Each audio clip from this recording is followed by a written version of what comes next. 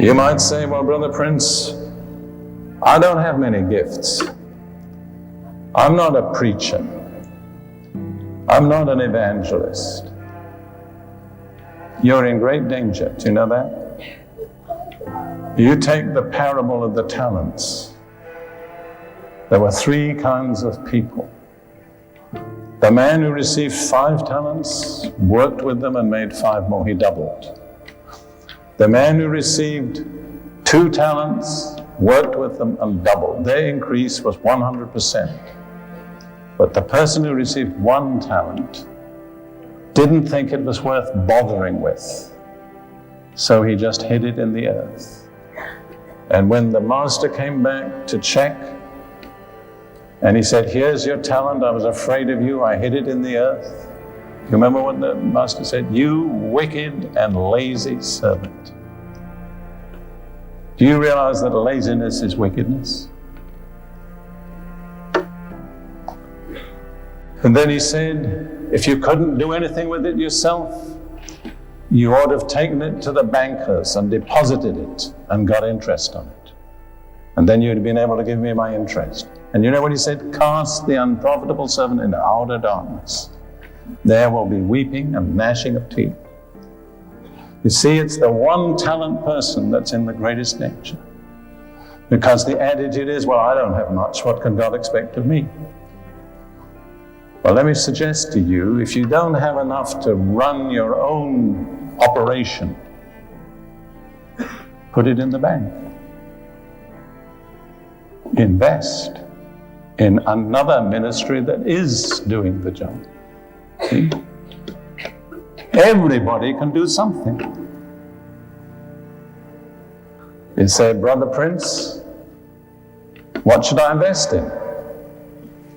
Well, there is a ministry called Derek Prince Ministries. We're not a large ministry, but we are, by the grace of God, totally committed to the reaping of the harvest. But suppose that isn't what you feel led to. Let me just mention just a few. And I'm not paid by any of them. There's Youth with a Mission. A group of people mainly sold out to the vision of the harvest. There's Operation Mobilization. Another group with a worldwide outreach, the same vision. There's Brother Andrew's Open Doors that aims to reach the unreached. There's Maranatha Ministries that aims to reach the students of the world, worldwide. And that's just a list of 4 or 5. I'm not suggesting you should get involved in any, but you should not sit in church and do nothing. Because when the Lord comes, you're going to have to answer for that 1 talent. And it would be tragic if he were to say to some of you, cast him out into outer darkness. In Matthew 25, there are 3 pictures of people who were totally rejected from God. The foolish virgins, the unfaithful servant who didn't make use of his talent, and the goat nations who didn't show mercy to Jesus' brothers. And all of them were finally rejected from God's presence without an option.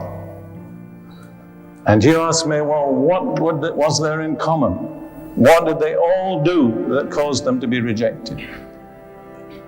And I can answer you in 1 word. Guess what the word is? Nothing. That's all you have to do to be rejected. Is nothing.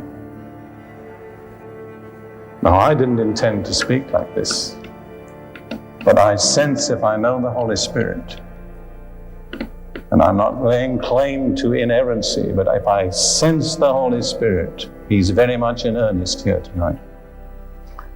He wants to get through, and I think particularly to churchgoers, that that's not where it's at. No, I believe that we should not forsake the assembling of ourselves together. I thank God for every church which takes care of God's people and looks after the sheep.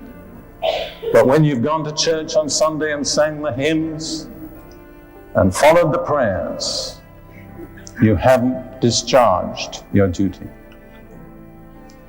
I believe personally, and I say this not out of emotion, but of intellectual conviction, I believe every Christian is responsible to be involved some way in reaping the harvest. I don't believe there should be a single Christian that isn't in some way involved in this glorious task of reaping the harvest. Jesus said, the harvest is plenteous, the laborers are few. What did he say next? Pray the Lord of the harvest to thrust forth laborers into the harvest. I like the word thrust. That is a very powerful word in Greek. It's the same word that's used when Jesus drove demons out of people. Pray the Holy Spirit to drive people into the harvest. Jesus knew what he was talking about. You don't saunter onto the harvest field. It's not something you do casually. It takes a push from the Holy Spirit. It means giving things up.